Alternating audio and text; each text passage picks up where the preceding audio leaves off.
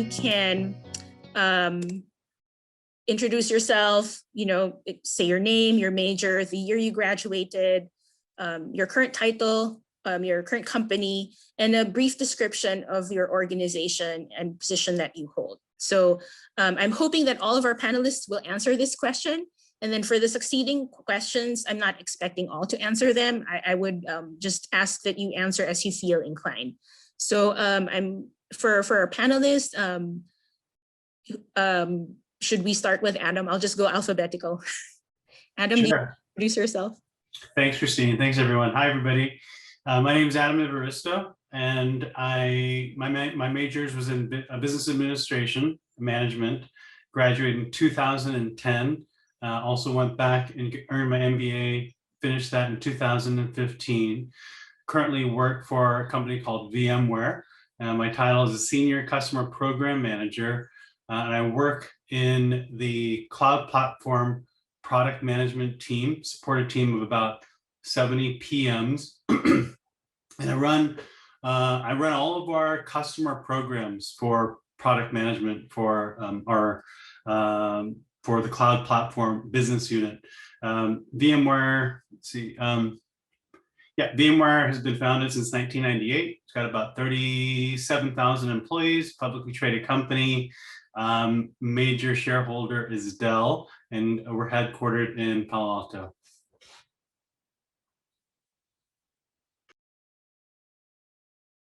Thanks, Adam. I think we will go next with, if it's alphabetical, I don't know my alphabet. I'm like, I think it's Jeremy, right? It's Jeremy. Sounds good. Thanks so much for hosting this, Christine and Maritza, and thanks everyone for joining. I know you've got a lot going on right now, so appreciate you making the time. I actually graduated way back in 2003. I feel like a dinosaur now, but I majored in education and poli-sci. So hey, anything is possible. Currently, I'm a marketing manager at Khan Academy, and the main focus is really helping teachers and learners get through this tough year of distance learning. Thank you. And Kasia, I think you're up next. Hi, everyone. My name is Kasia, and I'm a UX researcher. Currently, I'm actually contracting, which means that I don't technically work for the company that I work at. And I'm contracting at Facebook. And then I graduated in 2019, and my major was research and experimental psychology. That took me a second.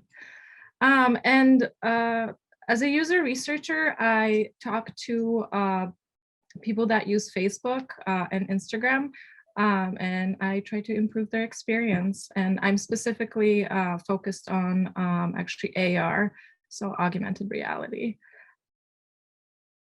Thanks, Kasia. And we have up next, Nick.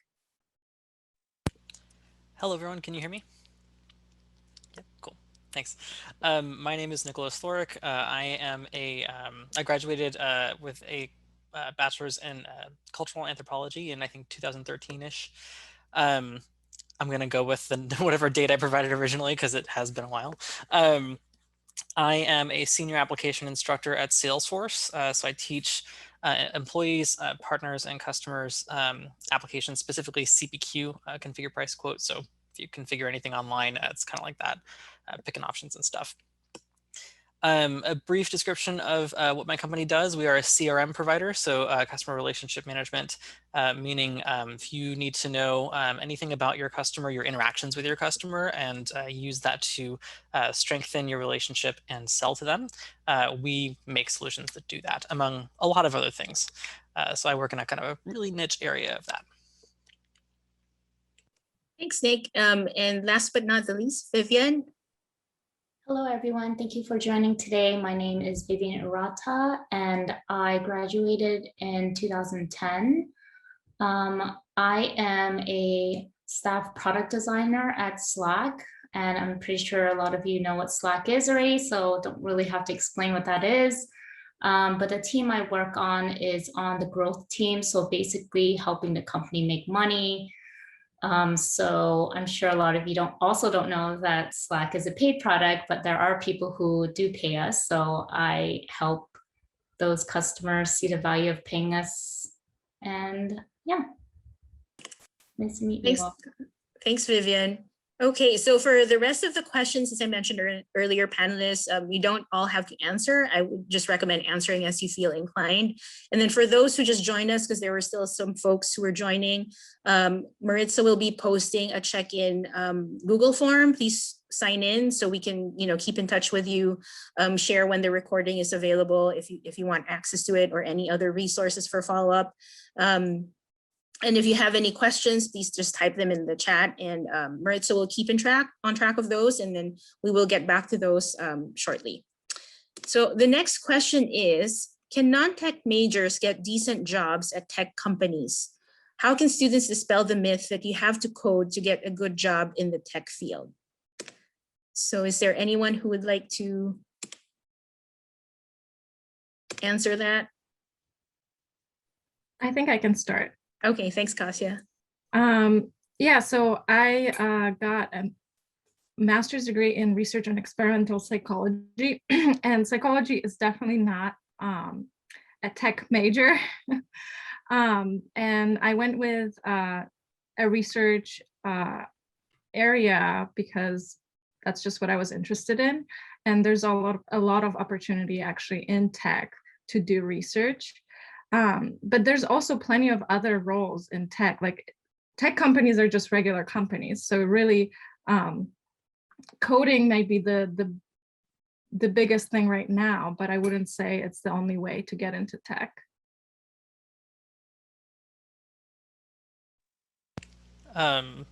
I also would like to chime in. I have a non-coding role, even though I teach applications to customers and partners all the time. I have never been a developer, and I don't intend to be, actually. So there's lots of other options for you. If you want to join a tech company and you want to interact with the product they sell, you don't have to be an engineer to do that. You can be an instructor like me. You can be an evangelist, someone who talks about the product to customers and partners. You can work in things like Kasia said, like we are just companies. So we all have marketing. You don't have to be an engineer to do that. There's lots of different things that you can do without having coding experience. It does help in certain circumstances. I can read a little bit of Visual Force in Salesforce, and that helps, the occasional error, but I would be fine without it too. There's no imperative for that. So I can answer that really quickly as well. For me, I'm considered non-tech as well, since my majors were in business, so bachelor's in business with an MBA, and I don't intend to ever become a developer or software engineer or anything like that. I've worked, and I continue to work with many of them. In fact, even in the past, while I was at Cisco, another tech company, well-known tech company located near San Jose State, I actually used to manage engineers myself. I managed about a team of 20 engineers, despite not having a technical degree. Actually, my first job after receiving my bachelor's degree, was in sales. I worked from sales to customer success, and then support, and then program and product management. So definitely, I would say for sure, the answer to that first question is definitely yes. And then for the second question, I'd like to say that as far as dispelling the myth that you have to code, I think a lot of people may feel this to be the case, because in many tech companies, I think in many engineering organizations, at least for many of the companies that I've worked for, Facebook, Google, LinkedIn, Vmware, Adobe, Cisco, etc., engineering makes up a very large portion of the entire company.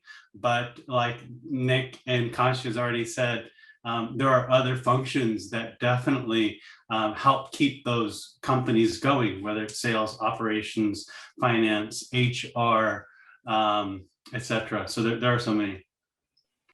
Yeah, I just want to add on like one little piece too, which is, when I was a student, I was so skeptical. I heard alumni say, oh yeah, I was a philosophy major and I got to work at Yahoo, whatever was the hot tech company back in the day. But I was like, prove it to me, show me how to do it. And I was just looking at the data from San Jose State, And it turns out that for econ majors, you might think would be working at a bank or in finance, the top 3 employers for econ majors coming out of San Jose State are Apple, Cisco, and Google, which just shows you there's so many awesome footsteps to follow in. And I'll share that link in the chat as well.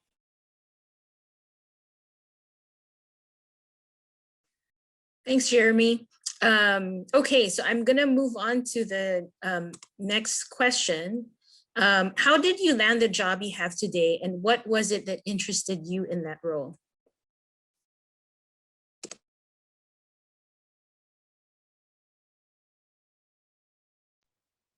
Who wants to go first? I can go first. All right, so how did I land the job I have today? So I'd say that the way I landed the job required networking, it required building skills and experience. It required learning the lingo, the language, the just it was more than, I will say it was more than just applying for a position and interviewing for it, because in my role, particularly at the company I work for, I already knew so many people that work at VMware, and some of them I had worked in the past, some at Cisco. So what's nice the thing that I found to be true for myself and many others, especially in the Silicon Valley and in tech, is that tech is actually, I find it to be a very connected, very small community. And using LinkedIn, like I'm connected to so many people, first connections, second degree connections that have led to, conversations, led to opportunities, led to different projects, led to, so many different opportunities. So it's like there's like all the stuff that actually helped to land the job I have today, in addition to people I've worked with that have sort of inspired me or have referred me into come to VMware and look for an opportunity or to work at VMware. And what was it that so the thing that interested me about this role is working several things. I think the big one was working with a product management team, which I haven't done previously. I've worked with sales, support, customer success, engineering, etc. But I haven't yet worked as part of a product management team. So having that experience was definitely a contributing factor that interested me to the position. In addition, just as a company itself, VMware is huge. We're huge on our Epic 2 values. We're big on community, on giving back, on diversity, inclusion, and all that great stuff. And I think that there are a lot of great companies, but I think when some of the things that the Epic 2 values that VMware has really spoke to me, and that's what had really interested me both in the role as well as the company. Hey, I would love to jump in. So how did I land the job I have today? A long story, but I think a lot of times instead of asking that question, it's like, what skill do I need to learn to get my first job? I think is the most important one. I know when I was at San Jose State, I was kind of working this part-time job at this web agency just to get my feet wet, build my portfolio. I kept hearing that as a designer, you really need to have like a portfolio. You can't just kind of do odd jobs and kind of get out, because as you're getting interviews and associate positions, they want to see that you've worked with a company, that you know what it means working with clients, and you can meet deadlines and things like that. So I kind of made sure I at least had that background ready to go as I was graduating. So if any of you students now are thinking about that, definitely try to build that portfolio as a designer. And then, as I was growing in my field, I was thinking a lot about like, oh, I feel like I excel a little bit more in terms of like understanding if the designs I'm doing are actually helping the company out and not just making things prettier. And that was just my own personal thing that I wanted to do. And I had a mentor that says like, hey, you should look into this thing called product design. And at that time I was like, what is that? And I realized it was very aligned with the things I cared about. So if if I'm designing something that's actually influencing the company in a good way, then that's what product design is. You're asking tougher questions than just like, changing a logo here and there. So I just kept kind of changing my job based on like the things that really aligned with what I wanted. So I wanted to build on my product skills, and then I wanted to build on those skills. I went to LinkedIn and then kind of like build my way up. And as I got more senior in my career, I was thinking a little bit about like, well, where do I take the things I have now and translate into different companies? So I think as you're moving on, even the jobs you have right now, there could be something in there that can help you get your next job. What's interesting about the role I have, I think it's, as a designer, it's just nice to fix and build things. I guess building's more for engineer, but for designer, it's just coming up with a problem and fixing it is really exciting for me, and seeing it in front of users and seeing it succeed or fail, I think is always a good learning opportunity. So I think that in itself has been really exciting for me. I wanted to add to the portfolio thing Vivian was talking about. Even for a researcher, you do want to start building your portfolio early, and it doesn't necessarily mean that you have to already start working with a company. You can do research on your own, especially in the UX area, and just focus on little projects, include like your thesis, or maybe try to talk to professors that might have some projects that are research related, that you can add to your portfolio. And then to answer the questions, the way I landed my jobs, I started by getting an internship when I was at SJSU, and that I got because a previous student actually reached out to the professor, and the professor sent out the application to his students, and then that's how I heard about it. So it's partially networking in that sense. And then another thing, so I basically kind of, I'm not like a permanent employee where I work. So I'm a contractor, which means I just do work at the company. And I've been kind of hopping from the contract to contract and getting like better and getting more experience so that I can in the future get a full-time position. And it's proved to be much easier to get a contract role for me, especially without a PhD in my field.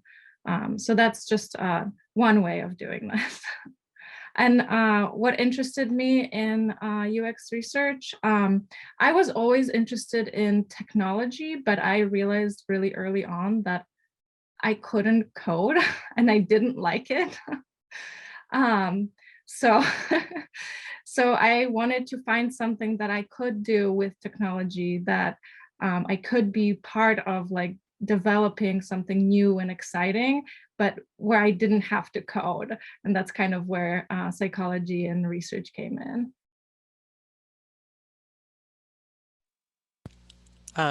I'd also like to just really quick pitch mine in. I landed my job through networking. So originally out of college, one of my friends was working at an ISV, an independent software vendor for Salesforce. Basically, if you think of them like apps on the App Store, there's Apple, and then there's all the apps that you can run on your phone, right?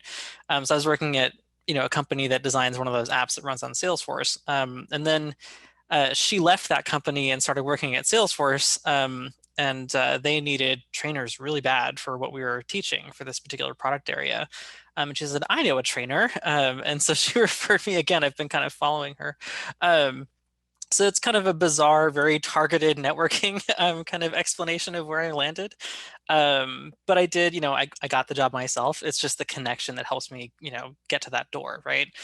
There were something like 12 other applicants looking at my job at the time at this position. So, it can be a competitive field, corporate education, but it can be a really rewarding one as well if you can make it. Now, as far as what interested me in it, it was actually kind of making that hop from the person, the company that designs the app that runs on the platform to working for the platform, right? Like, if you're working for an app developer and then Apple comes along and says, hey, do you want to work for us? You're probably going to say yes, right? I would say yes. So that's what kind of drew me in, was really just the platform, working on that, I guess, on that bigger provider. I'm actually looking at making a career change right now as well. So staying at Salesforce, but working in a different discipline, and that's something that doesn't come up too often, I would say, either in questions, is once you land that job, kind of what do you do? And I think Adam is a really great example of this. He's kind of done a lot of hopping, and that's something that you can definitely swing if you've got a good portfolio. And you don't have to be a designer to have a portfolio, right? Like, I have plenty of projects that I can tell people about from my previous years of work, and that's good no matter what discipline you're in. So I would say essential for designers, but also very important for those of you who aren't. I wanted to share a little bit more about how I got to Slack, because I feel like Adam and Nick, you guys touched a little bit on the networking piece, and I really wanted to highlight this crazy thing that happened to me. So I applied on Slack's website, and I'm very much like, I hate sitting around waiting for this application to go through their system. So I was just like, who do I know that's a recruiter who might know a recruiter at Slack? So I actually built this relationship with this recruiter guy. Like, I commuted with him for 2 years. I pinged him and I was like doing small chat, and I was like, hey, by the way, do you know a recruiter at Slack? And he's like, oh yeah, I do. And so I asked him, like, do you think you can check on my application for me? And crazy thing happened. They lost my application, and they're like, oh yeah, we saw something come through, but it like fell through, but I see your name in here, but I don't see anything. And it's only because I reached out to this guy that they found that there was an error, and then they reached back out to me within a week. And so like, I felt like sometimes like we think, we're sending these applications into the ether, and something, something's on us. Like, maybe like they didn't like my application, but it could just be a technical issue and not on you. So, that networking piece is really important. Like, whoever you network with ends up helping you connect those dots. So even if it's like some guy you're commuting with for a year or something, like it could become to something. So just wanted to like plug that one piece, and that networking is huge in this industry.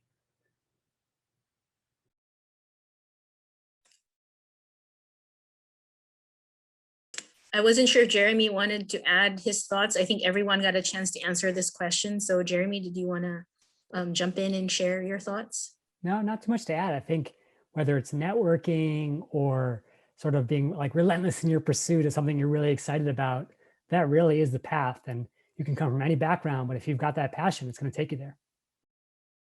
Yeah, I agree. Like, I mean, I heard networking several times, but what I also heard was like, you build experience as you go, right? You build relationships. You also build your portfolio, whether it's, documented on your own website or, however, or collecting your projects, right? But you just really want to capture like everything that you're doing so that you have, something to share and, look back on and reflect on what you can contribute, right? And I think what I'm hearing also as a common theme is like, everyone just tried something, right? They just took a chance, whether it's reaching out to a person or, trying a new role, they took a chance. So, I think that's important. And I'm glad that you guys are talking about that. So I'm going to move on to the next question. So what are other types of jobs or positions related to this profession? And how can students best position themselves for these types of roles?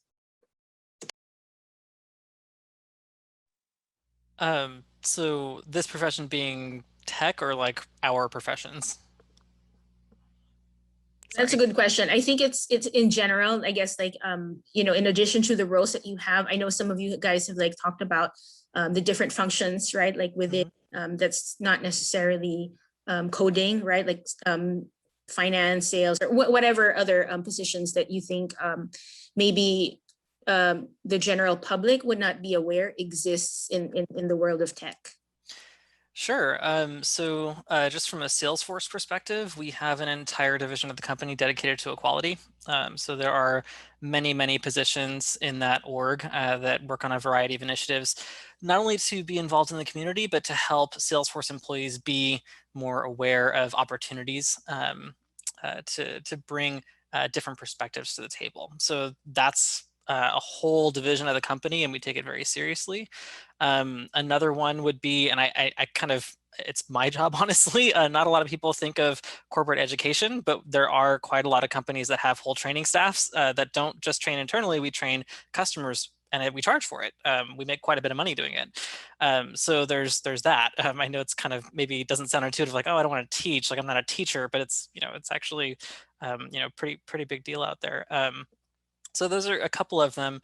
As far as kind of how you can position yourselves for these kind of, I would say, non-coding roles, it depends on the position type. So if you want to work in marketing, I would say there actually, there are degree programs around this, right? There are courses, there are certificates you can take too. So don't feel like you have to get a whole bachelor's in something to still be relevant skill-wise. Maybe you have a writing degree or an English degree, and you get a certificate in marketing.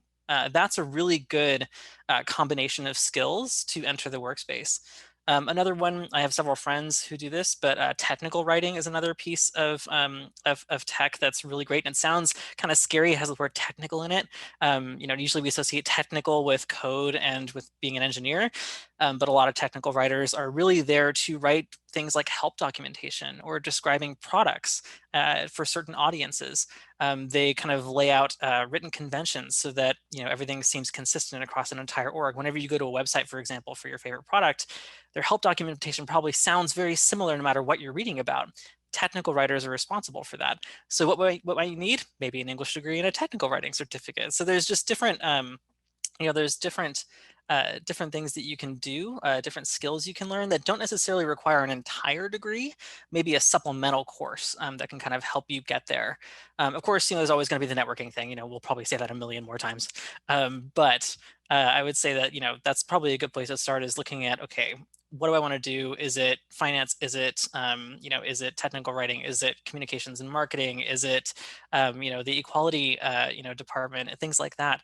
You can usually get your foot in the door by showing that you're serious about it and maybe getting a little bit of education around it. Thanks, Nick. Is there anyone else who want to share or share their thoughts about this? Yeah, oh, yeah, please go. Good. Oh, no, I was writing notes. I want to finish that first. So please. Okay.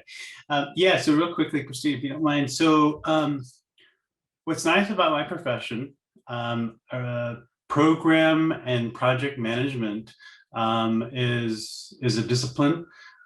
You can earn a certificate, you can earn there's even master's degrees that are offered around project management. And the principles of project management and program management can be applied across any industry, any business sector.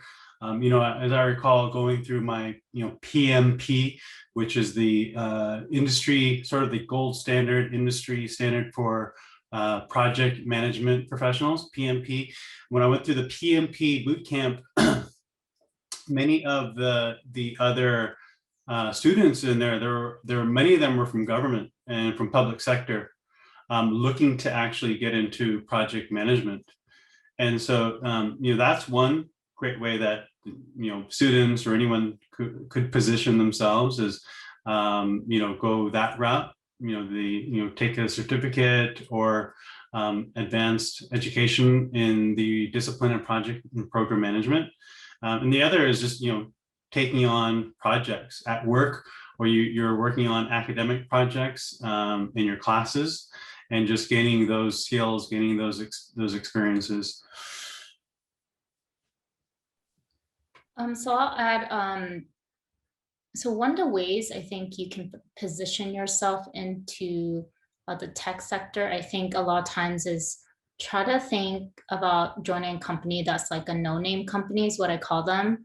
Because I think a lot of times, like as a student, it's like, oh man, Google, Slack, that's awesome. But like, it took me like, I don't know, like 20 years to get into a company like that. It took years and years of building my brand and my name and hustling to get there. It's not that easy just to jump into it. Not to say you can't, like some of you probably could. But if you go to a no-name, like they're going to give you the opportunities you might not,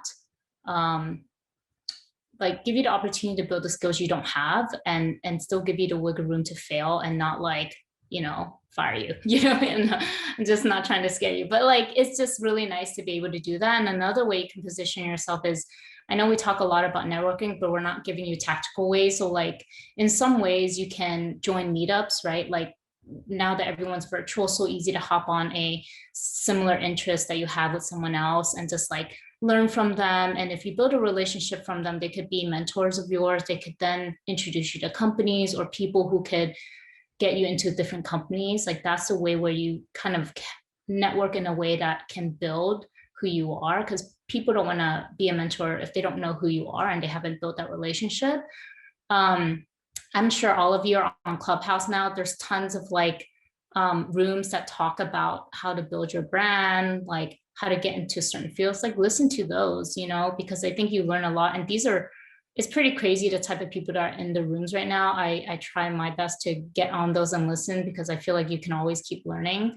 And so I think my feedback is just like, try to look for those opportunities with companies you haven't heard from before that's willing to give you the chance to build that skill you need to jump into the job you want. And then also network by getting to know people. I think that's the key. Jeremy, did you have something? I think you wanted to. No, you first. You first. Okay. So in terms of other roles in the profession I'm in, I mean, I work with a lot of designers and engineers, prototypers, PMs, project managers. So there's a lot. But I wanted to talk a little bit about how you could get into UX research, because there isn't one clear path. You don't just take psychology classes and get a master's in psychology and that's how you get it. There's so many different ways. You can come from human factors, anthropology, social science, like social sciences, really any way that you could have done research in school that will position you pretty well to do research at a company, because you have that experience in designing studies. Yeah, that's pretty much it. Go ahead, Jeremy. Oh, thanks. Yeah, I was just gonna say, this is probably the most important question in this entire session, just because if you put yourself in the recruiter's shoes, you'll realize that no tech recruiter wants to hire someone who just wants to work in tech. Like there's no one at Google who's like, oh, you want to work at Google? Great, we have a job for you. Instead, they say, are you a product manager? Are you a product marketer? Are you a business development manager? Like, what can you do for us? And so until you understand what those roles are, it's hard to really make that fit because you're not speaking the language of recruiters. And so the thing I would do to sort of respond to Thea Marie's question in the chat in terms of these no-name companies that Vivian had mentioned is like, find a company you're excited about. And it could be big name, it could be no name, but like go on LinkedIn and I guarantee you there are going to be some awesome Spartans on the inside. And just reach out to them and say, hey, I don't want you to give me a job or even a referral. I just want to learn about what you do all day. And if you start reaching out to those folks on the inside, A, they're going to be super excited to share because everyone wants to tell their own story. And then B, you're going to learn from the real insiders what it's like to do customer success or what it's like to do business operations. And so definitely spend a lot of time in the exploration phase. So that way, when you know exactly where you belong, where your North Star is, you can make that perfect fit. Yeah, thank you all for sharing your thoughts on that. Before I move on to the next question, I noticed there were people who were joining in, mid-session. So for those who just joined us, if you just joined us, Maritza, who's my colleague at the Career Center, will be posting a Google form. Please make sure you sign in so we can connect with you after the event, and follow up and share resources if about this event. Also, if you just join us, please make sure your audio is muted and your video is muted. We have a meeting Zoom format, so it'll follow where the sound or the video is. So we want to make sure the spotlight is on our speakers. So I think we have 4 more formal questions, and then Maritza is taking note of all of the questions from the audience, and we will address them during the Q&A portion. So the next question is, what are the key skills that one needs to be successful in the field? How can students best build these skills while in college?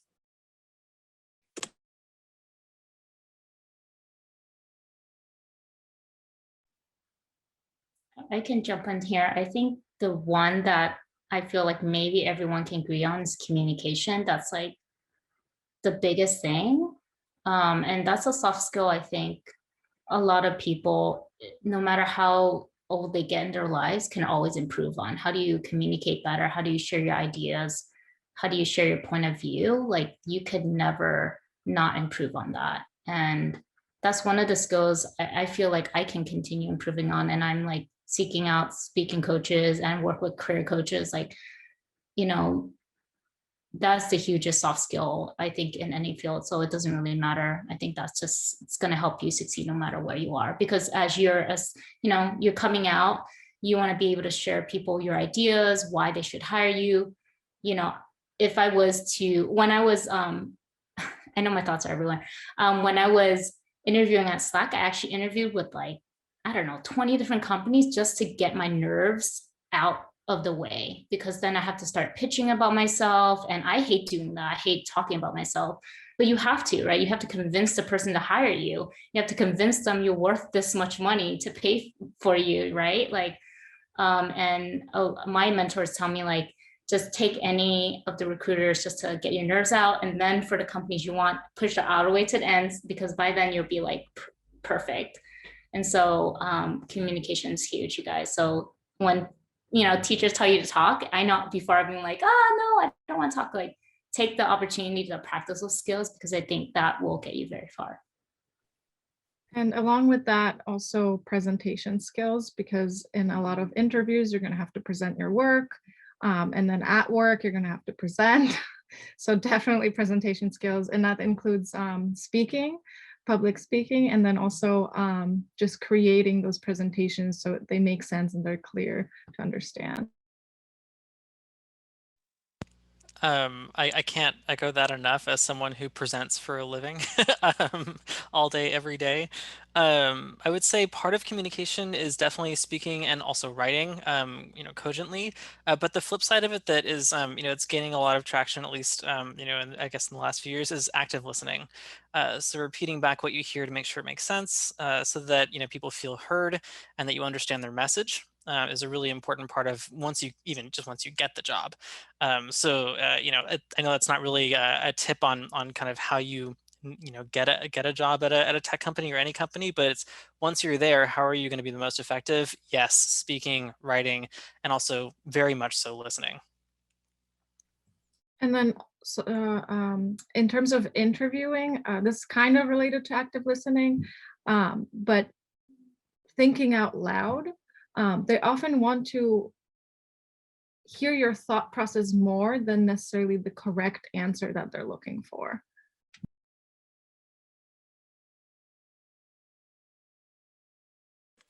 And any other thoughts from the other panelists on this? It sounds like communication is key, right? And in different forms, written, verbal. And I like Nick's point about active listening, right? Because it's not just being able to share your thoughts, but also learning how to work with others and listening to your team and probably your customers, right? Like, you want to be able to listen to what they want. Any other thoughts from the other panelists before I move on to the next question? Can I add one more thing? I'm sorry. Sure, no problem. Yeah, so I'd say another one of the skills that I would want you to kind of consider is also, it kind of goes with active listening, but another one that's really important, and it's a soft skill, but it's emotional intelligence. So people can feel very passionate about their work. They can handle objections poorly, and that's just kind of the nature of dealing with people. And having the experience and the wisdom to kind of read those signs and de-escalate if needed, and kind of work that situation to a positive outcome is also a really good skill to have. You'll go into projects, maybe you're asked to consult on something just real quick. You don't know the background, but maybe it's a 6-month project that isn't going so well. You come into the middle of it and someone asks your opinion and you give it, you know, and then, you know, the person who built that thing that you just gave an opinion on is going, well, wait a minute, I built this and blah, blah, blah, blah. And you really got to kind of read that situation carefully and respond accordingly. That's a really big one. And we offer a lot of classes on that internally, actually, just for that very reason. Sorry, I just wanted to add in terms of how you can build those skills. Definitely internships, and then just working with people in general. Like, you're going to be working with people at work. try to work with people before you get there. That's a good point. And I mean, all of the classes require group projects, right? So that's good practice, I guess, in learning how to collaborate with others, manage expectations, right? Like being able to listen to other folks. So I'm glad you guys are talking about the soft skills that are needed. So I'm going to move on to the next question. What was the biggest challenge that you had when transitioning from college to the world of work? Yeah, this is the one that I think I've definitely faced down myself because, if your experience growing up is anything like mine, you've spent a lot of time in this very binary world of like right answer, wrong answer. Did you get the right answer on the SAT? Yes, you get into San Jose State. Did you get the right answer on the test? Yes, you graduate. And then all of a sudden you get to this world where there are no right or wrong answers. There's only perception. And so the lesson that took me the longest to learn was understanding that A, it's not about just studying really hard and showing up anymore, but instead it's shaping that perception, that I do have influence over how others perceive me.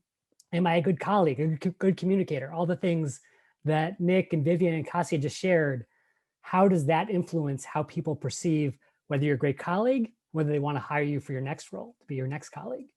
And so I would say, like, I know it's frustrating because you've spent 20 years working so hard in this model, but it's time to leave that behind and embrace this new world, because that is the way you get ahead.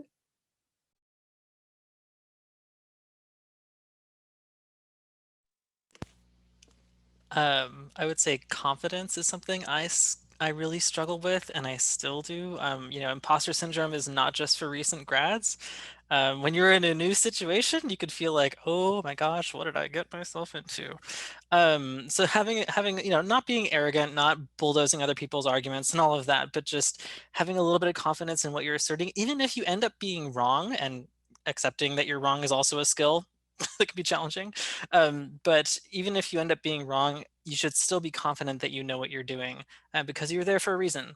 Someone agreed that you should be hired, and you're there to provide your opinion. There's nothing worse than hiring someone because you think they're really smart and then they say nothing on every meeting they're in.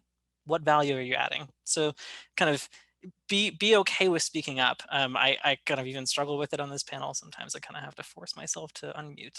So it's an ongoing thing, but have a bit of confidence.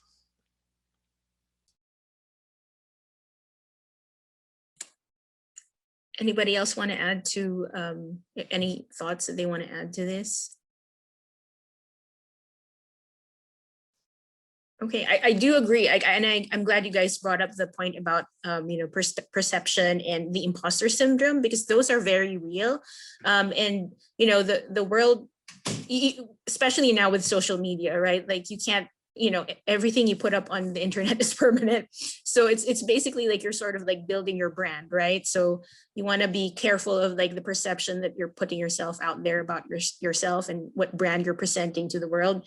And then also just managing your own confidence. And I like your point, Nick, that if you got hired for something, even if you may be feeling unsure, someone hired you because they saw some potential in you, right? And you want to put that to work. So thanks for sharing that.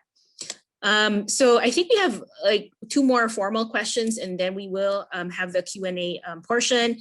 There might be folks who just joined us in the middle of things. I'm going to ask my colleague Maritza to post the Google form again for you guys to check in, so we can keep in touch with you. And then towards the end, for the formal questions, Maritza is keeping track of all the questions that's posted on the chat box, and we will review those that have not been answered yet. So the next question is, many students worry about finding opportunities in these challenging times. What tips or suggestions would you give to help students in their job or internship search?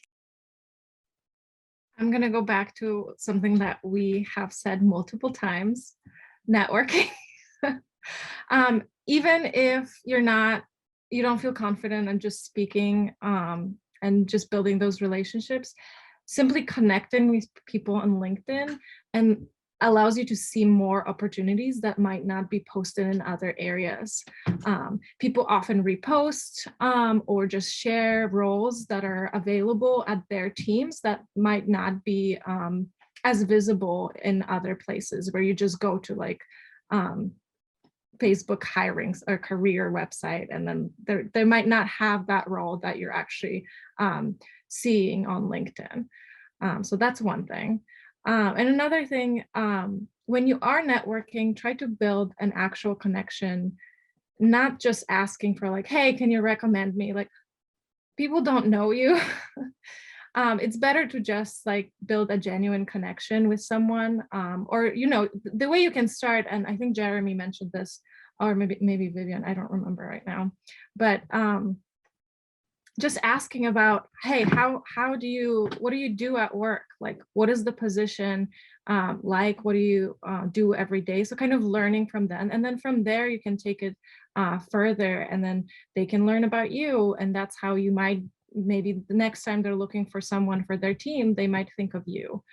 So it is a little bit of a long-term process, but you don't really want to be that person that's just like, hey, get me a job, because no one's going to respond to you and they're going to just get upset. I just want to add that I actually do this, even though I have a job. I still, whenever I see someone who has a cool position at Salesforce, even when I'm not looking to switch tracks, I still put time on their calendar just to talk about what they do. And people will tell you what they do. Excellent point.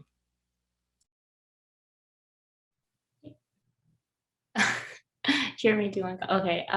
So I wrote these things down. So like, you know, if you were to reach out to people, I think there was really good points, like asking them, what is it like working at, just put the blank name that you all have in your head, you know, just reach out to a few of them, or just say like, you know, hey, I'm just starting out in my job search. I'm really interested in your types of roles. Like, what are some challenges or things I should learn to get to positions like that? Like, be very upfront about your shortcomings, right? Because you're a student, you don't have the experience, like just be real about that. And people love that.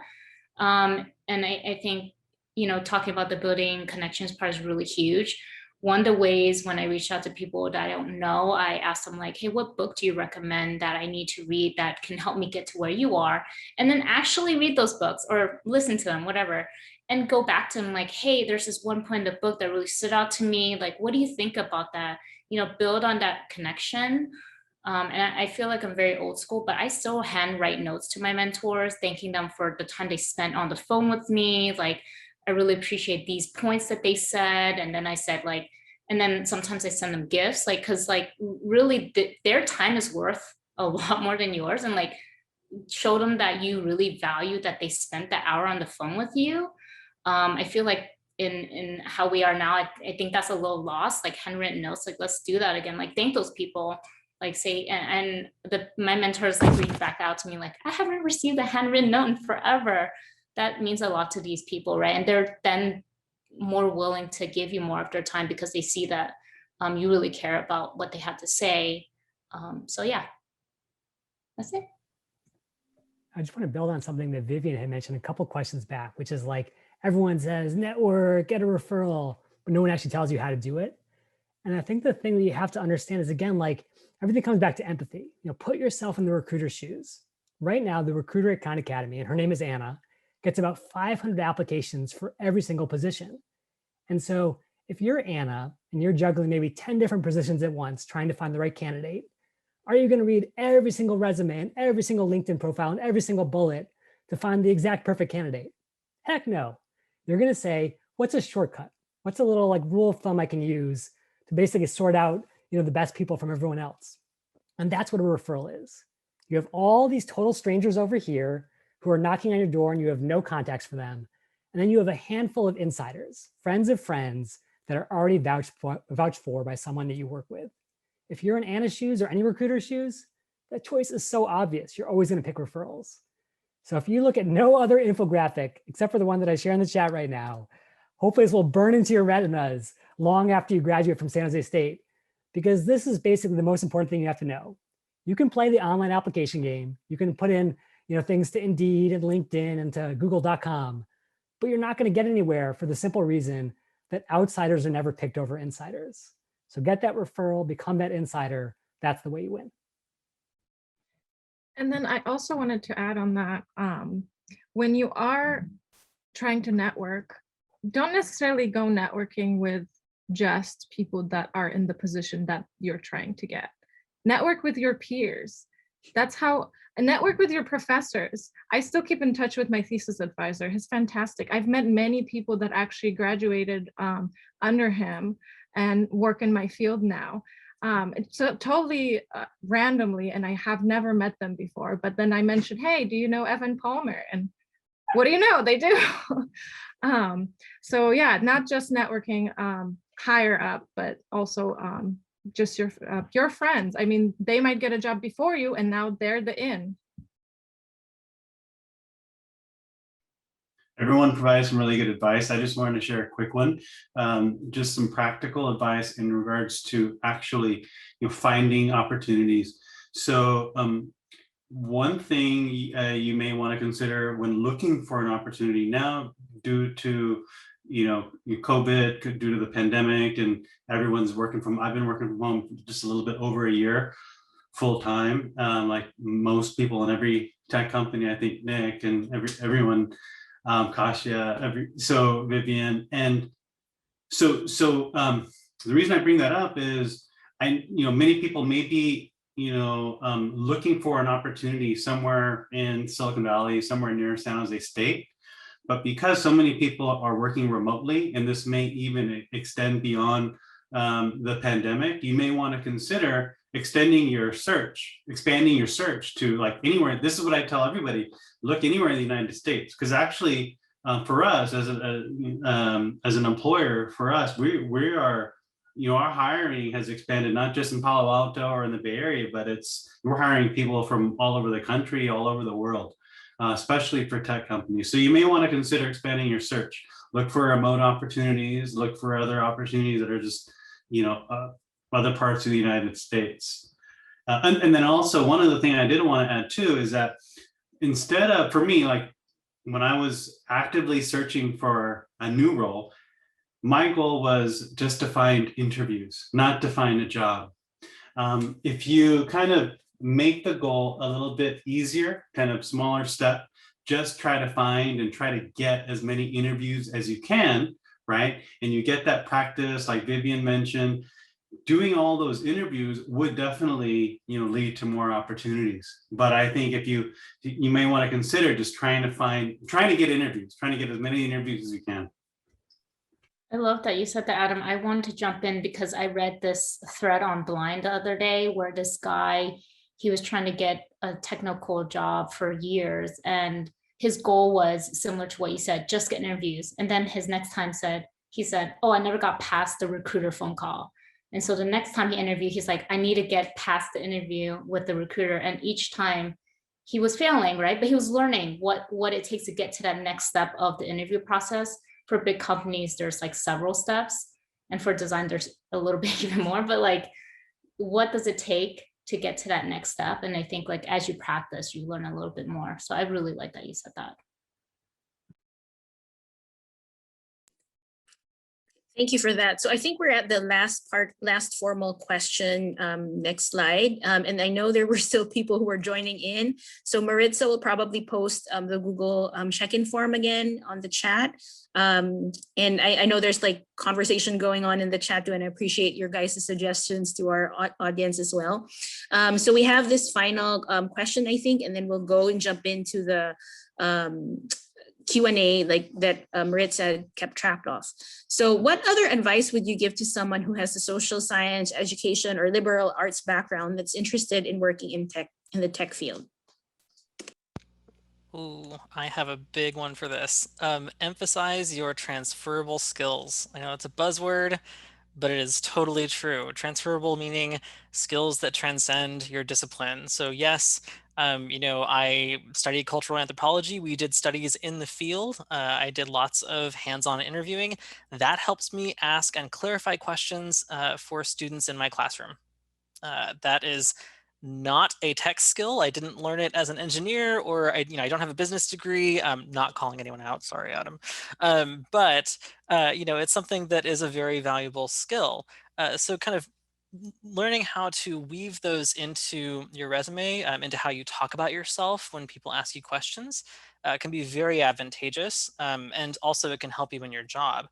So I think, Kasha, you're probably going to have some really cool stuff for this because of research, right?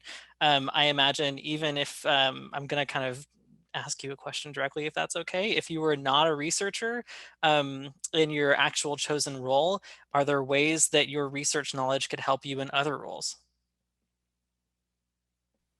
Good question. Let me think about it.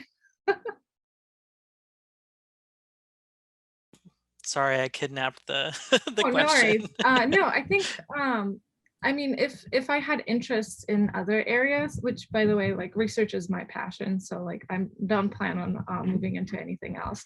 But it does, like speaking to customers and users is an important aspect of my job, and I feel like that might also be important in marketing or even design, especially if you're designing for a particular user. You might need to speak to those users as well. So I feel like I could definitely transfer some of those skills. And then there's other things, just general, like the presentation stuff. I'm pretty sure pretty much everyone has to do a presentation in tech, so that's definitely transferable. Yeah.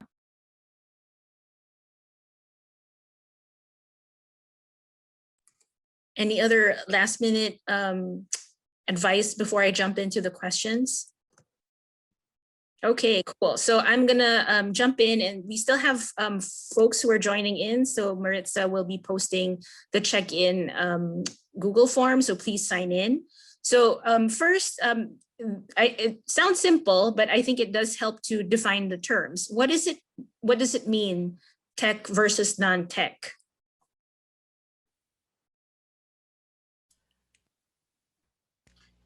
When I hear that, I instinctively think about the industry. So when you talk about, tech industry, those are the, any company that has to do with information technology, software, IT services, anything with a massive, engineering organization. Non-tech is, government, education, public sector. Of course, there's also, retail, textiles. There's so many others. I think if you just look at, there's probably a list you can Google as far as like the different industries, but that's how I think of tech versus non-tech. For me, it's I think about it in terms of the roles because I deal with so many different kinds of roles. I am a non-technical resource, meaning I do not code. I don't deal with back-end services or systems. I deal with front-end services and systems, which means it's the stuff you actually interact with, not what's going on behind the scenes. When you think of a technical role, at least for Salesforce context, it's someone who can code in some language or another. Yeah, I agree. I think the coding is a very distinct part, yeah, in that. But then again, like Adam mentioned, other non-tech companies, a lot of the times, because we're in the era of the internet, even those companies have technical roles. But yeah, even if we're thinking about them as a non-tech company, they might still have technical roles, and they might even have the same kind of roles. Like I'm sure UX, like Walmart probably has UX research too, and designers. Like, don't be limited by Google or Facebook. That's a good point. So the next question is, I particularly am interested to hear your guys' feedback on this. How do you all deal with burnout after being in the workforce for a good while? I'm still pretty fresh. I mean, I started working in 2019, so I don't have it. I'm still super excited. But one thing that I think helps is in the industry specifically, I work on, I might have like a long-term project, but a lot of the small things I work on are very different from each other. So I never get really bored of working on just one thing and not seeing progress. Like that's why I also like tech. It moves really fast. So I never get like stagnant. I learn every day. I'll offer a little pro tip based on assessing like different companies' cultures, because it is true that like some companies just are like burnout central and others are more focused on sustainability. Not that one's better than the other, especially early in your career, you may not want to work super hard and build those skills really fast. But that said, a good rule of thumb is to think about who are the customers that the organization is trying to serve. Because really, the customers are the ones who kind of call the speed of the dance, so to speak. So imagine, for instance, that you're working at Amazon and you are in a cutthroat battle with Walmart.com and a million other e-commerce players to win every single purchase. If Amazon.com goes down for even an hour, that's hundreds of millions of dollars down the drain. And so that's going to be a very sort of like high intensity, high pressure environment just based on that kind of sales cycle. Versus if you're selling to enterprises, to other big companies, the way that a Microsoft or maybe even a Salesforce does, you might say, hey, yeah, we're still working really hard. We're still being really creative in what we generate, but we have sales contracts that are a year or 3 years or 5 years, and we have a little bit more breathing room to really sit back and think creatively versus always pushing, pushing, pushing. So think about who you're serving, because ultimately that determines what your service is like. And then on to that, also what type of environment you want to work at. Because for me, going fast is really good, but I also interned at NASA and so it went so slow. I was there for 2 years and I worked on one thing. But for some people, it was the perfect environment. You can also work on multiple things and still have burnout too. So there's definitely the whole like singular project burnout for sure. And then there's the multiple project burnout. I used to do customer implementations for Salesforce as well. And that definitely burned me out super quick. That was very, very intense. And it's not that, I didn't have the skills for it. It's just that I would kind of echo Jeremy's point. The pace is kind of for me what did it. I definitely wasn't bored, but a lot was expected of me and the people around me. I think how I combat burnout is a mix of a couple things. At Salesforce, at least in my division, we have what we call monthly wellness days, where the entire division of the company takes the day off at the same time. So it's something to the tune of thousands of people just don't work that day. So it means no one's going to be scheduling their meetings that day or pinging you, because we're all off doing fun things or taking care of errands or loved ones or whatever it is, right? The other thing is, if you can swing it, if you work in an organization that permits it or encourages it, like I do, take that time for yourself when you need to. So if I don't have a class coming up, I have one next week, for example, but the week after that I don't, I'm going to take a few days or a day and just decompress. It might mean reading, it might mean exercising, it might mean both. It's just whatever, right? Do something that you enjoy. I hear a lot of folks also kind of use the language that's used around anxiety and depression as well, because burnout kind of factors into those conditions, I would say a little more intensely than maybe others. And that also can have a good bearing on burnout as well. So having a routine, doing self-care regularly, even when you don't need it, means that when you do need it, it's still effective. So if you're a routine kind of person, I'm not a routine kind of person, but if you are, relying on that routine, even when you're fine, will help you when you're not. So those are kind of, I would say, my recommendations for burnout. Oh, another one, practicing mindfulness. That's one big thing. I know it probably has been like a thing thrown around all the time, but that has helped me. I try to like write down what I'm thankful for that day, and it just makes me feel better.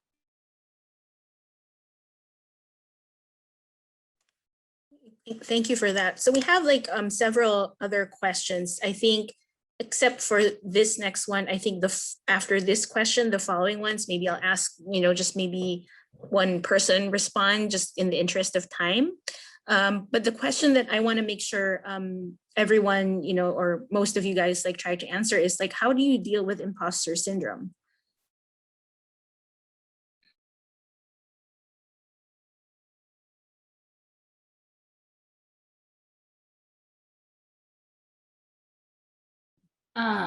Wow, that's a tough one. I feel like everyone's just like, huh?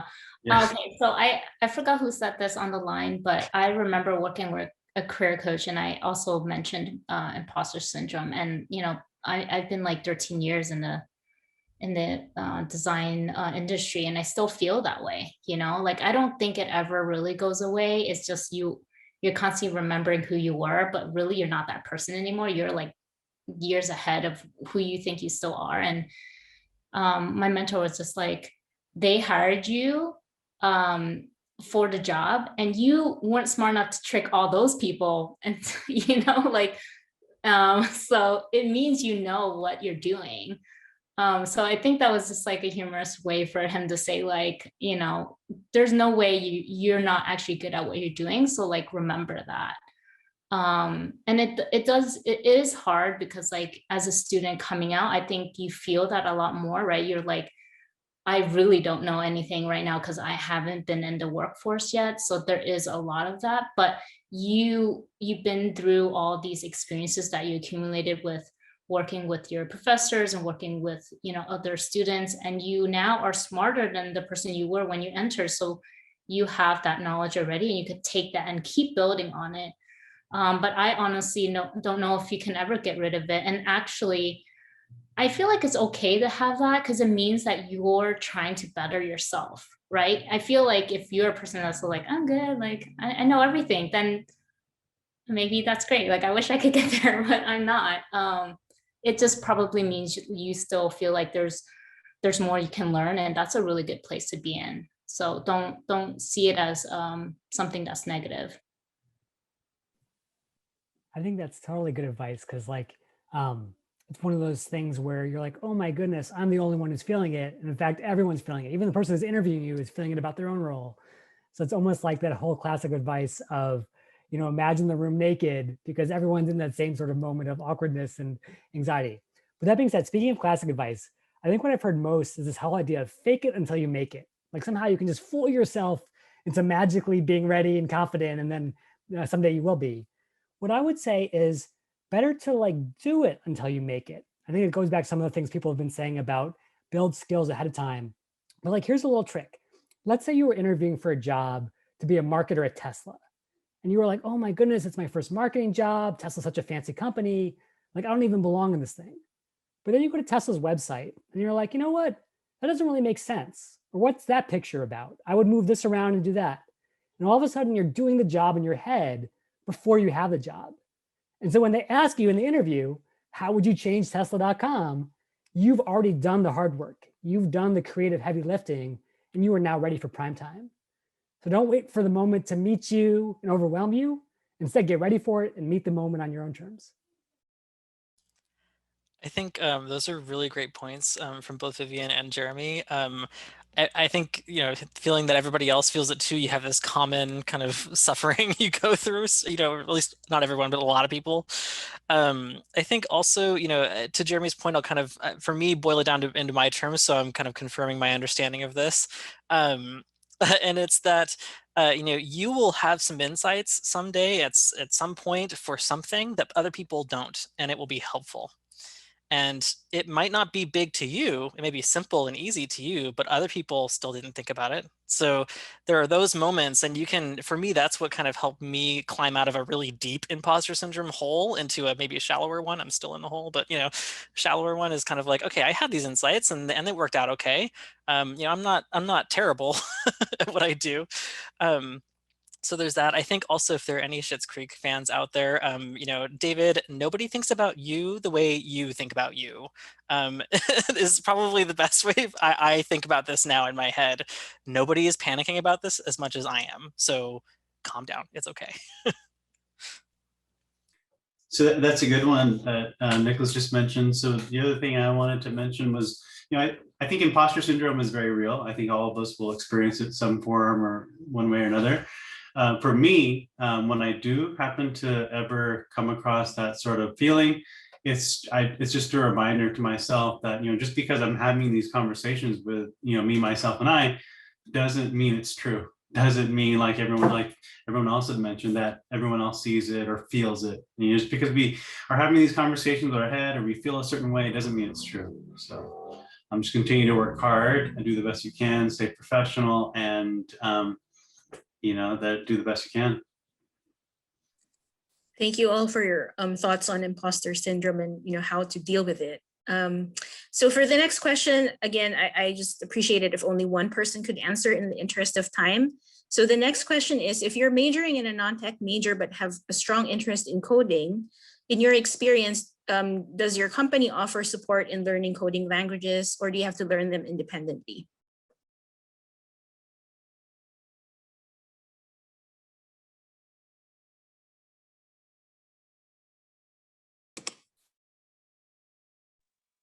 Go ahead. Yeah, so I just raise hand, I guess. So if I was interested in coding, I'll just kind of describe the way I would have to do this at both my last company and this company because they were very different.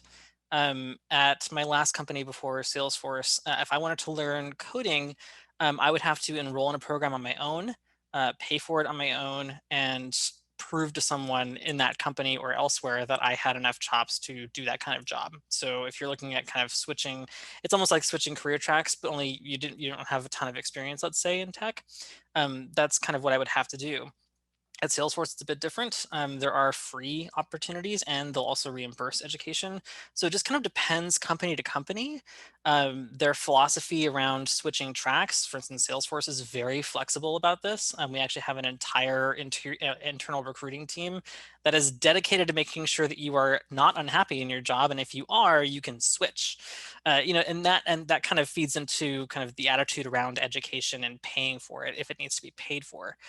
So it just kind of depends on where you are. That might be a really good question during your interview. Remember, the interview is not a one-way street, it's a two-way street. This is a question you can ask of your interviewer. What are your company's policies around switching careers? What are your company's policies around education reimbursement? What if I want to change what I do? Kind of what are the opportunities there? That's a pretty valuable thing to ask for. Yeah, that's a good tip. So if you have any questions, like it's helpful. Yeah, like when you get to interviews, they always ask you, do you have any questions for us? That would be like one of the interesting questions to ask. The next question is, I want to work in communication and even marketing communication. Can you please talk about how I can succeed? What skills can I focus on growing? So anyone want to take that on? I guess as the resident marketer, I should speak to that. So basically, I think the sort of superpower that you have, even as a student, is to really understand, like, what are the goals for that role? What are they trying to achieve? And again, you're going to do that by reaching out to, Spartans doing those jobs today. And once you understand, you're going to realize that pretty much every role just breaks down to a couple of key skills, kind of like Nick and Cassie and everyone have been mentioning. I think for marketing communications, it's always going to start with empathy. Do you understand your audience and what they need and how they need to be spoken to? Do you know how to engage them? So what are the right channels? Maybe it's about, are you doing PR efforts or engaging influencers or engaging journalists? And then ultimately, how do you measure success? Are you able to track the impressions of the articles that you produce? Are you able to check the virality of the sort of things that you put out into the world? And I think if you can figure out what those three things are for marketing communications, then in your resume, your LinkedIn profile, your interview answers, you're just hitting those same three things over and over again. And all of a sudden, you're not that outsider, not that student sitting on the sidelines. You're already an insider speaking insider language. Thanks, Jeremy. So the next question is, I've heard that job experience appears more desirable to companies rather than excessive certificates. Is this true?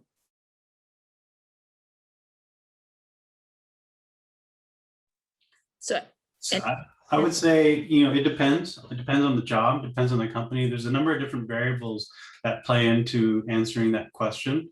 But I would say for the most part, I would say proving, having experience that says that, oh, I've done this job and I've delivered these results for this team or this company, I've,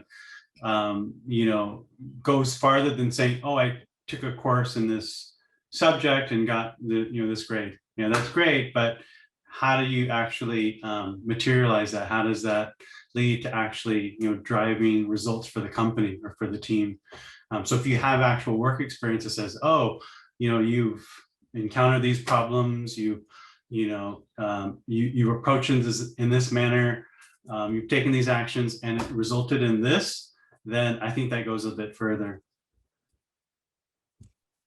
Thanks for that, Adam. So this next question was specifically addressed to Vivian. So you mentioned that your online application was lost and you had to rely on your network. My question is, I keep getting emails from recruiters on Handshake, which is the online database for San Jose State, asking me to apply for jobs. What are some ways in which I can get an interview through these recruiters without applying online? I think I mentioned, I kind of responded back to this person, but I had a personal relationship with the recruiter that knew the recruiter at Slack. So it's a little bit different, but I still applied online, right? It's just they happened to lose my application. So I still think I mean, now I don't know, because I saw Jeremy's, like link that he shared, I clicked onto it. I was like, oh, that's very interesting. I always feel like one ways that you can go about it is maybe the feedback that we kind of all gave you, reaching out to people on LinkedIn and asking them about what it's like working at that position, or what is it like working at that job, and then try to build a little bit of like a connection with the person to get a job, versus through recruiters or through job applications. But I think it's still good to apply, right? Because it then makes you think like, oh, I need to have my resume in order. I need to have all my bullet points on my resume up to date. Like, it will still push you to do the things you need to do to get the job. But yeah, I think that's it. Thanks, Vivian. So we I'm just going to call out again, like maybe for just we have 2 more questions. If there's anyone who wants to type in the chat their final question, we'll consider that. We only have like about 6 minutes and I have other things to remind our audience about. But the next question here is to anyone who wants to answer. What is your boss or supervisor like?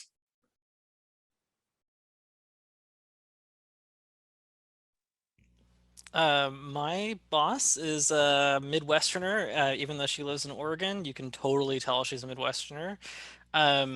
She is, and I just want to also call out that like my entire management chain between me and Mark Benioff are women, by the way. Super cool.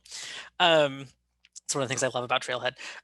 But she's a really good, go-getter. So if I need her to fight for something for me, she's like my attack dog. It's ridiculous. It's fantastic. She just ravenously wants to support me if I have an objective for her. So if I need to figure out my objective, I usually go to someone else. But if I already have it in mind, off to the races, she'll get it for me. It's great.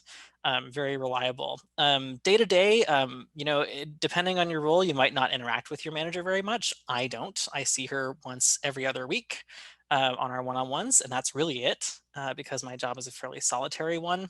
I don't need a lot of people to help me teach because you're supposed to be able to teach by yourself. So, there's not a lot going on there. But when we do meet, I have my list of things that I want to kind of go through with her. I have a doc that we share, and we're both very organized, and so that kind of helps as well. We're both very, I guess, on it when it comes to that. We're very type A. So I don't know if that really was the answer you were looking for, but there it is.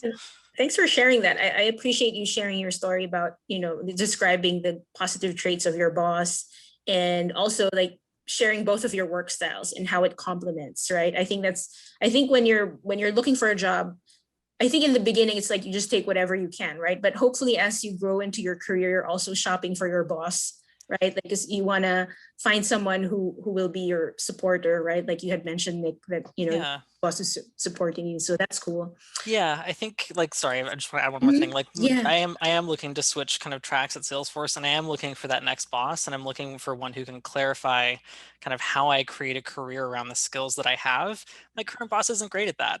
She's good at the tactical stuff. I want someone who is more strategic, and that's not a bad thing. She knows. Let's talk about it. So, it's someone who you can have an open conversation with. I think going back to communication, that's really important. That's great.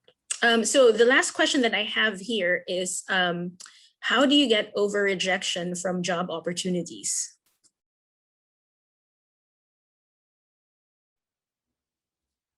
I can quickly answer. How do you get over rejection? So my favorite answer to this is by having a pipeline of other interviews, by having the next interview or the next job opportunity take place tomorrow. Like you have an interview for that, happening tomorrow or next week or whatever. By building a steady pipeline of interviews, that's how you get over you're not going to get every opportunity. That's the way it works. I like I to wanna add add- on that. Oh, Sorry. Can I Oh, just quickly, yeah. whenever I would face rejection, and this happened frequently, I would just think, that role wasn't for me. Like they didn't like me. Maybe I possibly wouldn't like them and wouldn't like working for them. So I kind of think about it that way. So reframing it. Go ahead, Vivian. I was gonna say the same. Like sometimes you just have to realize that it could be that you don't fit the role, but maybe you have to think about the other way. Like maybe your personality didn't fit them as well. I like that we were saying shopping for a boss. You also shop for a job too, right? Like does the company mission align with your own, mission and what you want to achieve in your career? And sometimes it doesn't. I mean, maybe right now we're not being picky here, but like eventually you get to a place where you'll be a little bit more picky and you'll just realize like it just didn't align, it didn't work. And it's not so much like they didn't want you, it's just they're trying to pick the best fit for that job. And it's okay that you're not there yet. You'll find a place that's a good fit for you. And then you'll kind of look back and like, oh, it's good that I didn't pick that job. But I know it's hard. Rejection is always hard. But I think the thing is you're learning from that experience and you'll grow from it. I appreciate your guys' thoughts about handling rejection. I think it's a reality, right? And you want to try not to take it personal and just learn from the process. So we have one more question that just squeezed in, and I'll consider that. I know we're like almost at time, but Maritza just posted the feedback form. So we would appreciate it if you could click on it, and maybe she'll post it again before we end, but just make sure you click on it. We would appreciate your feedback. And I know if we were in person, you'd all be giving our panelists a round of applause. But before we say goodbye to them, I just wanna squeeze in this last question because I think it's an important question. So let's see okay. So how can you be honest with your boss without compromising your work, right? Like how can you talk about, I guess, some difficult stuff and not having that fear of getting fired?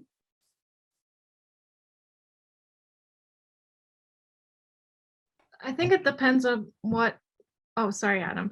I think it depends on what you're trying to be honest about. Like, are you being honest? Like, are you trying to like find another role, or like, it really depends. I mean, I think I have a pretty good relationship with my boss, so I feel like I can be pretty honest with her, but there are still some things that I wouldn't discuss with her.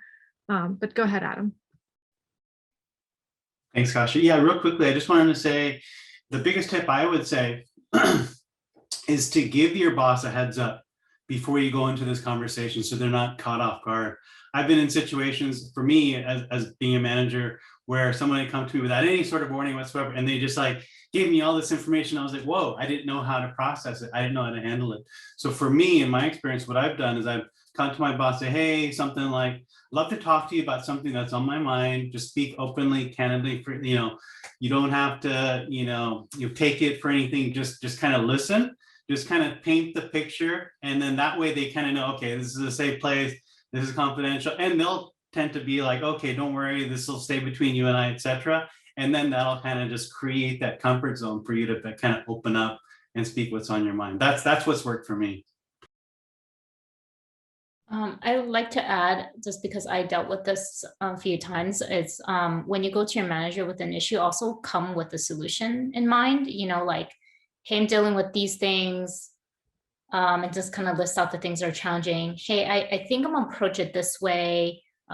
This can solve it this way. Like, what are your thoughts? And that way, you're not just coming to them with a problem, but you're coming to them with a solution in mind, and that show initiative. So it's definitely how you approach the things you're gonna talk to them about is key. I think that's fantastic advice, Vivian. Approach with a solution. Yeah. Yeah, you guys all share a good point, and I wish we could keep on chatting like for the rest of the evening. It's always such a pleasure to have you all here. And again, I just wanted to remind you folks, Adam, Kasia, and Nick, I'm just sharing my screen again. They're all on SJSU Squared. They're all on LinkedIn, so you could try to reach out to them through those platforms. Maritza also just posted the panel Google form, so please make sure to complete that.